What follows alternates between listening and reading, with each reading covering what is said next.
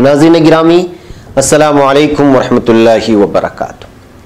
सीधी बात के ताज़ा तरीन प्राइम टाइम में आप लोगों का इस्तकबाल है। नाज़रीन, मैं अंसार अजीज़ नदवी आज के इस इवनिंग प्राइम टाइम में आप लोगों के सामने बहुत सारे अहम तरीन ख़बरें लेकर के आया हूँ। मैं आपको बताऊँगा कि किस तरह आज कर्नाटक में बंद कामयाब रहा और रियासत के मुख्तलिफ इलाकों से तस्वीरें आई हैं, वो भी मैं आपको दिखाऊँगा। और आंध्र प्रदेश की हुकूमत की जानिब से एक वीडियो रिलीज़ की गई है जो कि प्रकाशम बैरेजेस से यानी कि डैम से छोड़ा गया पानी है, वो भी मैं आपको दिखाऊंगा। अजरबैजान की झड़पों के बाद इस आर्मेनिया में मार्शल लॉ नाफिज हो गया है, वो वीडियो के हकाइक बताऊंगा जिसमें पुलिस अफसर बीवी को मार रहा था। वीडियो वायरल हुई, उसके हकाइक रखेंगे सामने।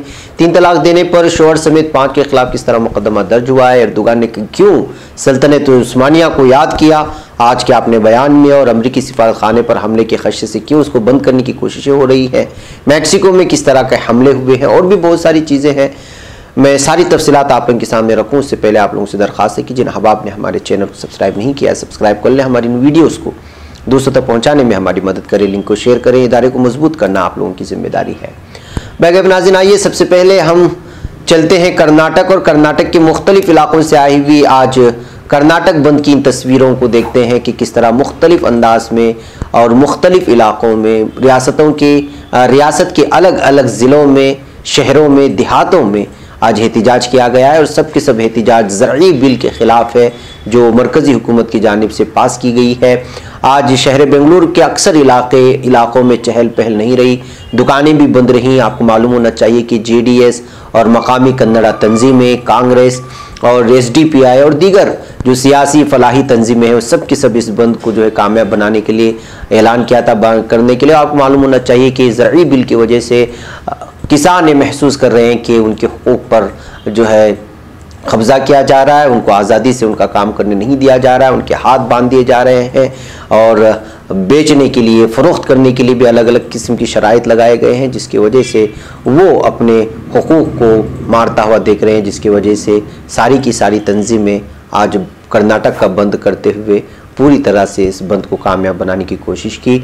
और रियासत के मुख्तलिफ इलाकों से ये आज आई हुई तस्वीरें हैं जो आप लोगों के सामने इस वक्त रख दी गई है।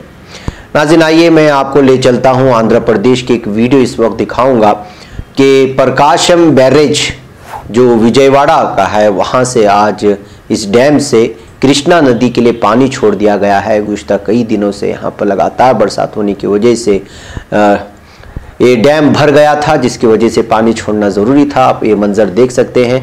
इसकी वजह से इस वक्त पुष्कर घाट और इब्राहिमपट्टनम के करीब सैलाबी सूरत हाल पैदा हो गई है। पानी लगातार छोड़ा जा रहा है, जिसकी वजह से आसपास के इलाकों में भी एक किस्म की सैलाबी सूरत हाल पैदा हुई है, और आसपास के इलाकों में अलर्ट भी जारी कर दिया गया है। ये irrigation department Andhra Pradesh government की जानिब से छोड़ी गई ये वीडियो है, जिसको मुख्तलिफ वालों से हमने आप लोगों के सामने रखना ज़रूरी समझा। बहरकैफ नाज़रीन, आइए आगे बढ़ते हैं और बात करते हैं उस वीडियो की जो वीडियो गुज़श्ता 2 दिन से बहुत ही ज़्यादा वायरल हो रही थी, और वो थी DG पुरुषोत्तम शर्मा की, जो अपनी बीवी को मार रहे थे घर में और घरेलू तशद्दुद कर रहे थे। मध्य प्रदेश पब्लिक प्रोसिक्यूशन की स्पेशल DG पुरुषोत्तम शर्मा ने अपनी बीवी के साथ जो हरकत की वो वाकई शर्मनाक है। DG पुरुषोत्तम शर्मा ने अपनी बीवी के साथ मारपीट की, जिसका वीडियो वायरल हो गया, और इस हरकत का वीडियो सामने आने के बाद उन पर एक्शन लिया गया, उनको ओहदे से हटा दिया गया, उनमें तैनात कर दिया गया, उनको और होम डिपार्टमेंट में इस वक्त तैनात कर दिया गया है। ये हुक्म पीर को मध्य प्रदेश के महकमे दाखिला ने जारी किया था।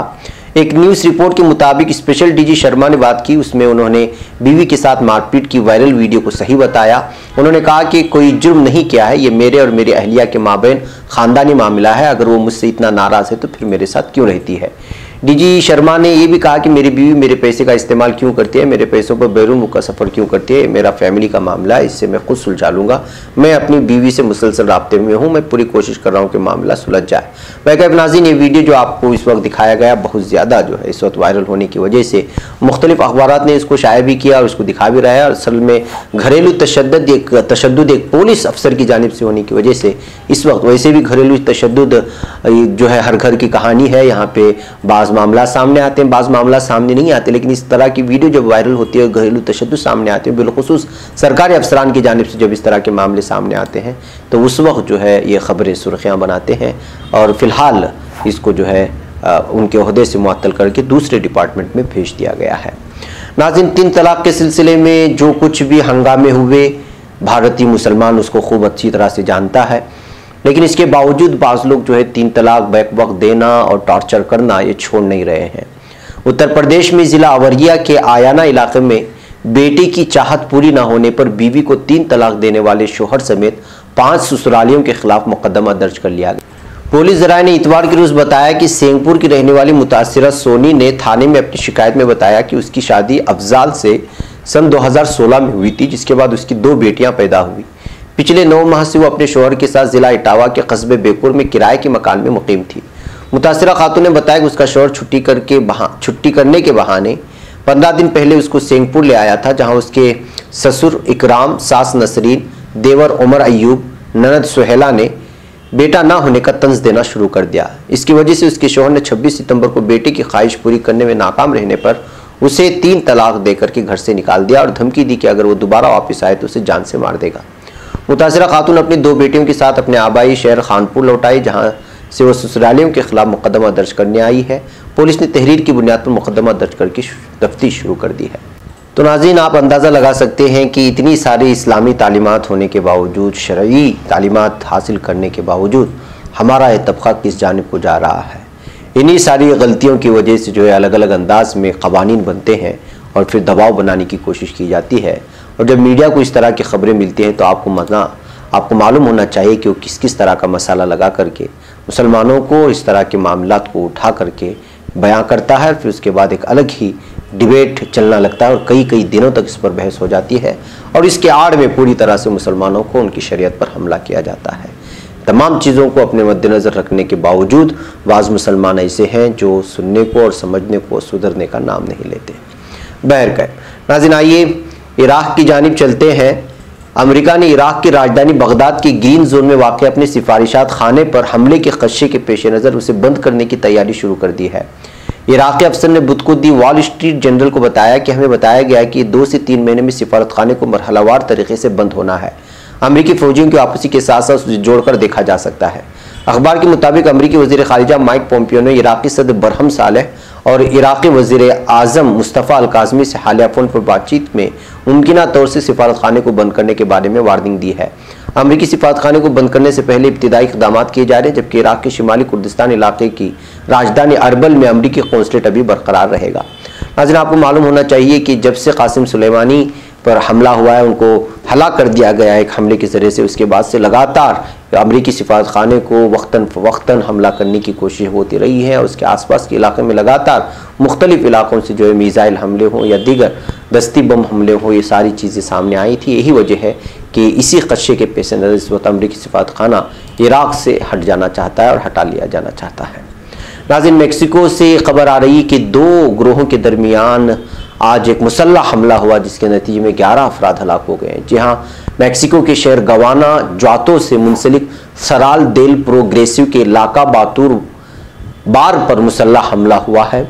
सूबे के अटॉर्नी जनरल के दफ्तर की जानिब से जारी करदा एलामिया में वाज़ेह किया गया है कि अलसुबह होने वाले हमले में 7 मर्द और 4 खवातीन समेत 11 अफराद अपनी जानों से हाथ धो बैठे। जाए वक़ा को भारी तादाद में पुलिस की नफरी मुतयन कर दी गई है। मकामी ज़राए ने दावा किया है कि सांता रोज़ादी लीमा जत्थे और जालिसू विनो जनरेशन ईगल के दरमियान मुसल्लह झड़प हुई, यानी दोनों जंगजू तंजीमें हैं। यहाँ के मकामी जो इस तरह बार और दीगर इलाकों में मुतहरिक रहते हैं, वहाँ जाकर के आपसी रंजिश की वजह से एक दूसरे पर हमला हुआ है, जिसकी वजह से इतनी बड़ी तादाद में लोग हलाक हुए हैं।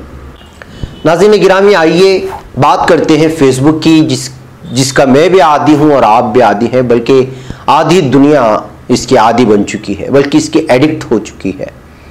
अब आपको किस तरह से एक शराब नोशी की तरह, सिगरेट नोशी के साथ जिस तरह एक शख्स एडिक्ट हो जाता है, फेसबुक से आपको एडिट करने की कोशिशें हुई और किस तरह मुनज़्ज़म उसके लिए मंसूबा बनाया गया। सोशल मीडिया प्लेटफॉर्म्स फेसबुक के साबिक डायरेक्टर मोनेटाइजेशन का मतलब ये होता है कि जो है आपको आपका फेसबुक पेज में जब भी कोई वीडियो अपलोड हो तो आपको पैसे मिलेंगे, जितने उसके व्यूवर्स बढ़ेंगे उसकी शराइत को मुकम्मल होने के बाद। तो उसी डायरेक्टर मोनेटाइजेशन ने कहा है कि कंपनी ने तंबाकू की सनअत बिग टोबैको की प्लेबुक का एक सफ़ा लेकर सारिफीन को आदी बनाने पर काम किया। टिम कैंडल ने कहा, मुझे डर है कि हम खुद को खाना जंगी की दहानी की तरफ धकेल रहे हैं। उनके अल्फाज अमेरिकी कांग्रेस की consumer protection and commerce sub committee में तहरीरी शहादत के तौर पर सामने आए। टिम ने कहा कि उनका मानना था कि फेसबुक के लिए कारोबारी मॉडल का तयन करना उनकी मुलाजिमत का तकाजा था, लेकिन उसकी बजाय मुलाजिमत का तकाजा ये था कि इतनी तवज्जो हासिल की जाए जो इंसानी बस में हो और उससे इतना मुनाफा कमाया जा सके जिसकी तारीख में मिसाल ना हो। टिम फेसबुक का मुआवजा तंबाकू कंपनियों से करते हैं जिन्होंने सिगरेटों में चीनी और मेंथोल शामिल की ताकि सारिफीन ज्यादा लंबे अरसे तक तंबाकू नोशी कर सके। हमने फेसबुक में स्टेटस अपडेट्स, फोटो टेक करने वाला लाइक्स, अपडेट्स का इजाफा किया जिसने गलत मालूमात, साजिशी नजरियात और जाली खबरों का इहाता किया। उन्होंने ये भी कहा कि फेसबुक के एल्गोरिथम्स ने सारिफीन की नए सिरे से जहनसाजी की ताकि इस तौसी के अमल के जरिए ज्यादा से ज्यादा तवज्जो और मुनाफा हासिल किया जा सके। इंतहा पसंदी और इश्तियाल अंगेजी पर मबनी मवाद, हैजान खेज तस्वीर, ग्राफिक वीडियोस और इन शहसरकियों के बारे में सोचें जिन्होंने तकसीम के बीज बोए। मई में फेसबुक के अहदेदारों ने मुबैना तौर पर वो तहकीक खत्म करने का फैसला किया जिसकी बदौलत सोशल मीडिया वेबसाइट इस खौफ के पेश नज़र कम तकसीम पैदा करने वाली बन जाती कि वो दाएं बाजू से ताल्लुक़ रखने वाले सारिफीन को नाजायज़ तौर पर हदफ बनाएगी। टिम ने कहा, जहां तक इंतहा पसंद ख्यालात फैलाने वाले और प्रोपेगेंडे का ताल्लुक है, इन सर्विसेज के पास मवाद को मुतदिल बनाने के तरीके मौजूद हैं, लेकिन ऐसा लगता है कि ये तरीके कभी काफ़ी साबित नहीं हो सकते। हालांकि इन कंपनियों के पास खर्च करने के लिए अरबों डॉलर्स है। मवाद को मुअस्सिर तरीके से मुतदिल न बनाने पर फेसबुक, उसके ज़ैली इदारे इंस्टाग्राम और बहुत सी दूसरी सोशल नेटवर्किंग साइट्स पर तनकीद की गई है। फेसबुक के एल्गोरिथम को होलोकॉस्ट यानी यहूदियों की नस्लकुशी से इनकार को फरोग देते पाया गया, जबकि इंस्टाग्राम के एल्गोरिथम की नौजवान लड़कियों को खुद को नुकसान पहुंचाने वाली तस्वीर के गड़े की तरफ धकेलने पर मजम्मत की गई। टिम ने अमेरिकी कानून की दफ़ा 230 को भी तनकीद का निशाना बनाया, जो किसी भी बाहमी राब्ते की कंप्यूटर सर्विस के मालिकों को थर्ड पार्टी की तरफ से पोस्ट की किसी चीज़ की जिम्मेदारी से तहफ़्फ़ुज़ फराहम करती है। यह कानून ऐसी किसी भी वेबसाइट या सर्विस जो ऐसे मवाद जैसे खबरों के इदारों के राय के हिस्से को जगह फराहम करती हैं, वीडियो सर्विस जैसे कि यूट्यूब और सोशल मीडिया सर्विस जैसे कि फेसबुक और ट्विटर को सारिफीन की जानिब से पोस्ट किए गए मवाद पर मुकदमात के खिलाफ तहफ़्फ़ुज़ देता है।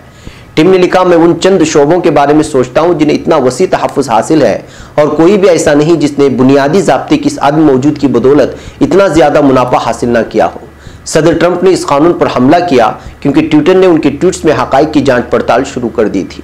बैकअप नाज़रीन, एक लंबी रिपोर्ट है जो सामने आई है। इससे बात साबित हो जाती है कि फेसबुक जो सबसे पहले सबसे ज़्यादा आम हुआ सोशल मीडिया प्लेटफॉर्म्स में, उसके बाद बहुत सारी चीज़ें आई, उसके साथ इंसान शुरू से ही लेकर के किस तरह एडिक्ट होता है, उसको एडिट करने के लिए उनकी पूरी मार्केटिंग टीम जो मोनेटाइजेशन से वाबस्ता होती है, जब आप मोनेटाइजेशन से वाबस्ता हो जाएं और जब को महसूस करने लगे कि आपके व्यूवर्स बढ़ने लग जाते हैं और आपके जितने फॉलोअर्स होते हैं, आपको जितने लाइक्स करने वाले होते हैं, उसी तरह से जो है आपकी आमदनी का इजाफा होने लगता है, तो उस वक्त इंसान बगैर सोचे समझे कुछ भी वहाँ पे डाल देता है सिर्फ व्यूवर्स को बढ़ाने के लिए, लोगों के लाइक्स हासिल करने के लिए। ऐसे में बहुत सारा मवाद ऐसा होता है जो हक़ाइक़ से दूर होता है। इसी बात को लेकर के ये सारी चीज़ें पेश की गई कि एल्गोरिथम्स और मुख्तलिफ़ किस्म के वो सॉफ्टवेयर जो आपके व्यूवर्स को बढ़ाते हैं या फिर जो है आपको एक मजबूत और तवाना फेसबुक का होल्डर बना करके पेश करते हैं, ऐसे लोगों को इस बात के लिए मददगार साबित हुई कि वो फेसबुक पेजेस बनाएं, वो झूठ फैलाएं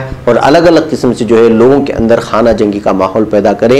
ये खुद इकरार कर रहे हैं फेसबुक के मोनेटाइजिंग के डायरेक्टर जो एक मरतबा इस ओहदे पे फाइज हो चुके हैं, और यही वजह है कि जो है फेसबुक नफरत फैलाने में एक बहुत बड़ा किरदार अदा करता नज़र आ रहा है, ये उनका मानना है। और हमने यहाँ देखा कि हिंदुस्तान में किस तरह के मामले सामने आए और किस किस तरह की जो है नफरत आमेज़ जो है मवाद इसमें शामिल हुआ, लेकिन फेसबुक ने कोई कार्रवाई नहीं की। और उसके बाद से ही लेकर के इस वक्त अमेरिका में फेसबुक पे शाये होने वाले मवाद को लेकर के बहस जारी है। बैकअप नाज़रीन, मुझे इस वक्त इजाज़त दें, यहाँ लंबी देर हो चुकी है, इंशाल्लाह फिर आप उनसे मुलाकात होगी। अस्सलामु अलैकुम।